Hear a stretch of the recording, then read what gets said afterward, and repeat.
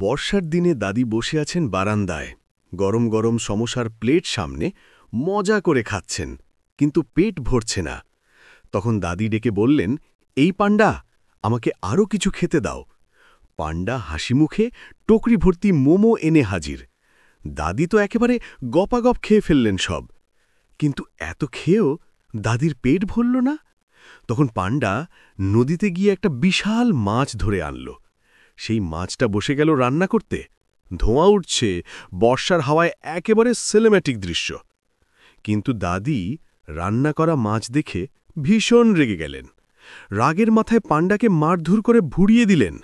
এরপর দাদি একা একাই সেই রান্না করা মাছ খেতে শুরু করলেন, মজা করে, আরামে।